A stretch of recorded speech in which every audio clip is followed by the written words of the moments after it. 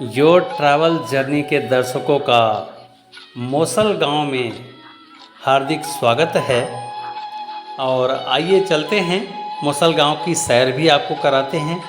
साथ ही साथ यहाँ पर श्री नागेश्वरा चेन्नकेशवा मंदिर, जो होयसला साम्राज्य की एक अप्रतिम निधि है, उससे भी हम सुपरिचित आपको कराएंगे। ये गांव का दृश्य मोसल गांव का है। जाते समय गांव हम लोगों को इतना प्यारा लगा। वहाँ के पॉन्ड्स नेचुरल लगे, वहाँ के जो भी नारियल के पेड़ और ताड़ के पेड़ और आसपास जो भी दृश्य रहे, हमारे मन को मोहते रहे। तो आइए नागेश्वरा चेन्नकेशवा मंदिर आपको दिखाते हैं। नागार्जुन चेन्नकेशवा मंदिर वाकई में होयसला साम्राज्य की अमूल्य निधि है, जो हम लोगों के बीच में आज उपस्थित है। आइए उससे आपको मिलाते भी हैं और गूगल द्वारा मोसल गांव कैसे पहुंचेंगे और नागेश्वरा चेन्नकेशवा टेम्पल को कैसे आप डिकोड करेंगे, ये सामने गूगल का दृश्य है। और ये पूरे विलेज को आप देखिए इस दृश्य में। और उसके बाद जैसे ये समाप्त होता है, तो आइए अब हम आपको मोसल गांव का एक्चुअल सीन दिखाते हैं। ये देखिए गांव का सीन।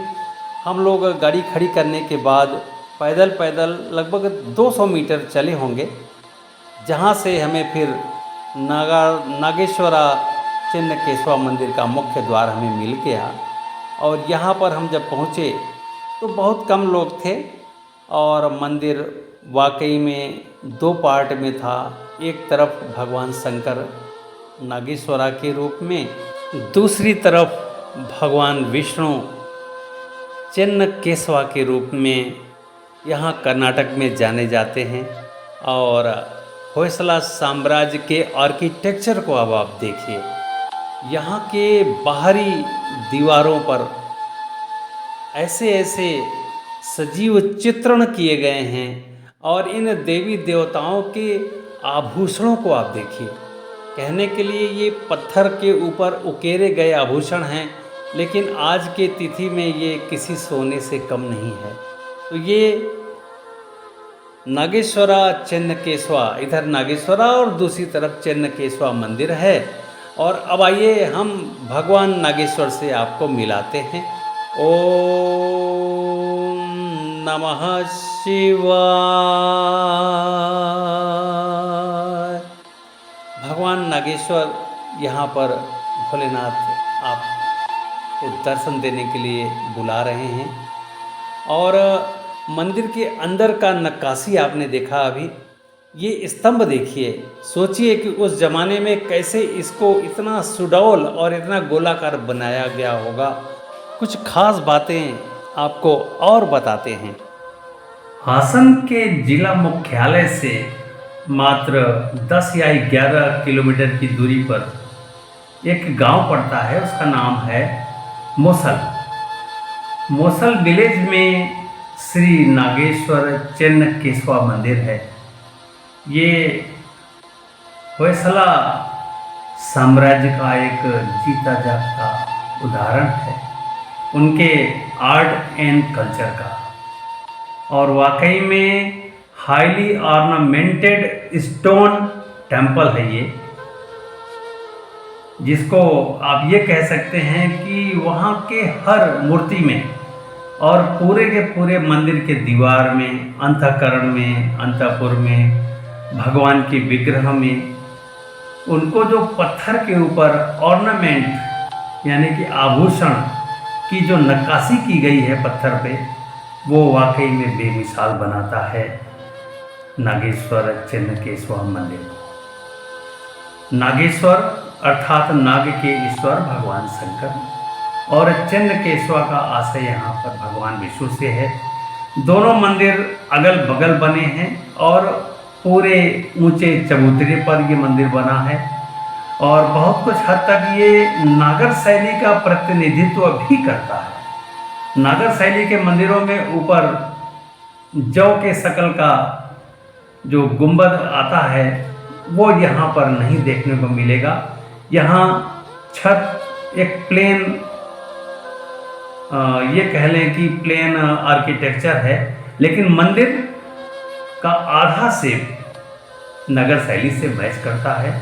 और ये होयसला आर्किटेक्चर का, स्थापत्य कला का वाकई में जीता जागता नमूना है। और इसके सीलिंग में अंदर शिल्पियों ने चालुक्य साम्राज्य के ऐतिहासिक प्री होयसला स्थापत्य नवाचारों के शिल्पियों ने एकीकृत करके बाहरी दीवारों पर भारतीय भूमिजा और अंतः दक्षिण भारतीय वेसर एडिक्यूल्स इन्होंने शामिल किए हैं। इस मंदिर का निर्माण कब हुआ, इस पर इतिहासकार एक मत नहीं हो पा रहे हैं। और मंदिर प्रांगण में ऐसा कोई लिखा हुआ शिलालेख भी नहीं मिलता। इस कारण से इस मंदिर के बारे में थोड़ा सा विभेद है इतिहासकारों में। और यह मंदिर होयसला के राजा वीर बल्लाल देव द्वितीय के शासनकाल में, जिनका शासनकाल 1200 से लेकर 1250 ईस्वी तक रहा है, और उसी के दौरान ये बना हुआ माना जाता है। और हर इस मंदिर के आंतरिक भाग भव्य रूप से अलंकृत है और बाहरी कलाकृति तो सुंदर ढंग से आप देख ही रहे हैं जो सजाई गई है। इस मंदिर की आधारशिला गायब होने की वजह से ऐसा कोई सुराग हमें नहीं मिल पा रहा है ये कब बनाया गया। तो वाकई में यह मंदिर होयसला के स्थापत्य कला का एक ऐसा उदाहरण है जिसे देख के आप आश्चर्यचकित हो जाएंगे कि इतने सारे देवी देवताओं के मूर्तियों को इतने ऑर्नामेंटेड स्टोन से सजाना, और उन शिल्पियों का भी मैं दाग दूंगा जिन्होंने इस मंदिर को सजाने में 4 चांद लगाए। तो चलिए, बहुत सारी बातें आपसे करनी है और इस मंदिर के बारे में और हम आपको डिटेल में दिखाएंगे भी। तो चलिए, इसके बाद फिर हम आपको ज्वाइन करते हैं और आप होयसला का यह मंदिर देखिए। हासन में होयसला साम्राज्य की कलाकृति और स्थापत्य कला आपके मन को मोहने के लिए पर्याप्त है। एक एक करके हम आपको दिखाते हैं। मंदिर में हरि माने विष्णु, हर माने शंकर जी, 2 मंदिर है यहाँ पे।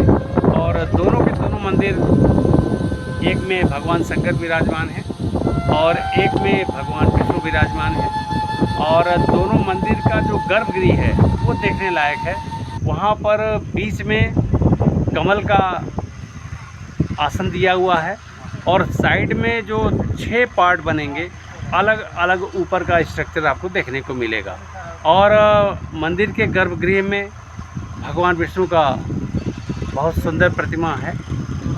और जो हर है, माने भगवान विष्णु का के साथ ही साथ जो शंकर भगवान का मंदिर है वो जो है देखने लायक है। मोसल गांव से चलिए विदा होते हैं। और इस मंदिर के दृश्य इतने प्यारे रहे जिसको देखने में हमें लगभग 2 घंटे लग गए और मन करता था अभी और भी देखें। और मॉर्निंग में केवल चाय पी के हम लोग निकले थे और कहीं भी ब्रेकफास्ट नहीं किया। तो यहाँ एक प्रकृति रेस्टोरेंट है, तो ये प्रकृति रेस्टोरेंट में चल के और सुबह का ब्रेकफास्ट हम लोगों ने लिया है। और ब्रेकफास्ट के बाद हम लोगों की यात्रा आगे बढ़ती है पुष्पगिरी की ओर। तो चलिए, यहाँ ब्रेकफास्ट लेने के बाद अब हम आपको पुष्पगिरी लिए चलते हैं और पुष्पगिरी के बारे में कुछ बताते हैं। पुष्पगिरी मल्लिकार्जुन मंदिर, होयसलेश्वर मंदिर हेलबिडु जाते समय, हेलबिडु आने से 3 किलोमीटर पहले एक छोटी सी पहाड़ी पर है। और इस पहाड़ी का दृश्य इतना मनोरम है कि क्या कहें। तो चलिए, आपको पुष्पगिरी में मल्लिकार्जुन मंदिर दिखाते हैं। इस पहाड़ का नाम है पुष्पगिरी और पुष्पगिरी में भगवान मल्लिकार्जुन का मंदिर यहाँ जनमानस की श्रद्धा का केंद्र है। तो चलिए, आपको अंदर से पुष्पगिरी मल्लिकार्जुन मंदिर दिखाते हैं। इस मंदिर के उत्पत्ति के बारे में दो किंवदंतियाँ बहुत अस्तित्व में हैं और एक सतयुग से जुड़ा हुआ है कि गरुड़ ने अपनी माँ को दासता से मुक्त करने की प्रक्रिया में अनजाने में आसपास की झील में अमृत की एक बूंद गिरा दी थी। तब से यह अमृत कुंड के रूप में यहाँ का नदी प्रसिद्ध है और ये मंदिर प्रसिद्ध हुआ। और त्रेता युग में भगवान राम ने यहाँ वैद्यनाथेश्वर की पूजा की थी और इस प्रक्रिया में इस्तेमाल किए गए फूल इतने अधिक थे कि यहाँ पर फूलों का टीला बन गया और इस कारण से इसका नाम पुष्पगिरी पड़ा।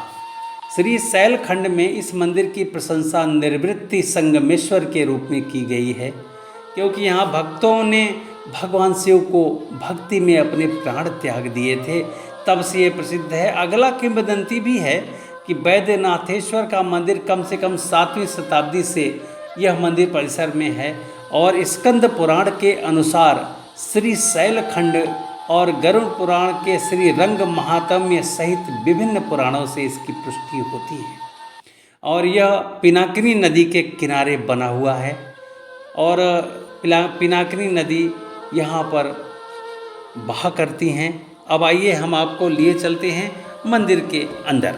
मंदिर का दृश्य देखिए, ये सड़क के नीचे से उस टीले की तरफ हम पुष्पगिरी ऊपर चढ़ रहे हैं और ये रहा पुष्पगिरी में मल्लिकार्जुन और वैद्यनाथेश्वर महादेव का मंदिर। यहाँ पर भगवान वैद्यनाथेश्वर और मल्लिकार्जुन दोनों रूपों में आपकी पूजा यहाँ होती है। बोलिए वैद्यनाथेश्वर भगवान, मल्लिकार्जुन भगवान दोनों हमारे ज्योतिर्लिंग हैं, जिनका अलग अलग हमने ब्लॉग दिए हैं अलग से।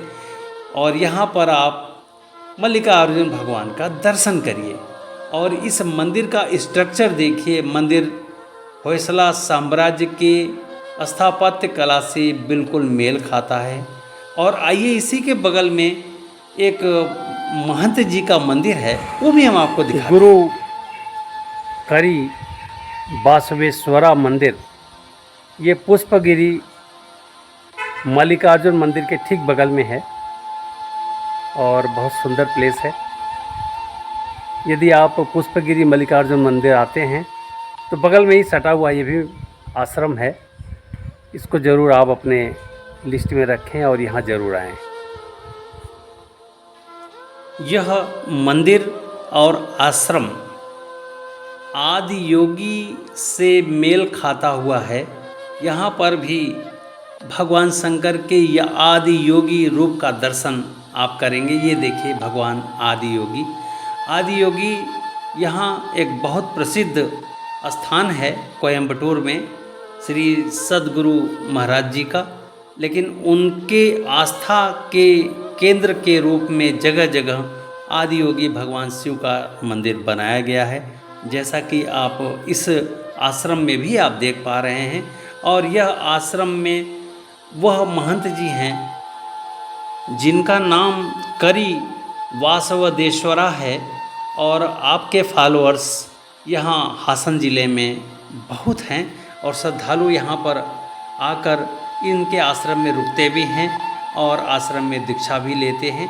तो यह है करी वासवदेश्वरा आश्रम। पुष्पगिरी मल्लिकार्जुन वाकई में बहुत वाइब्स है मंदिर के अंदर, और दर्शन जरूर करिए। और यदि आप होयसलेश्वर मंदिर जा रहे हैं तो उससे आने से 3 किलोमीटर पहले एक छोटे पहाड़ी पर ये मंदिर है। तो चलिए इस मंदिर से विदा होते हैं और होयसलेश्वर मंदिर में चलकर आपको फिर से ज्वाइन करेंगे।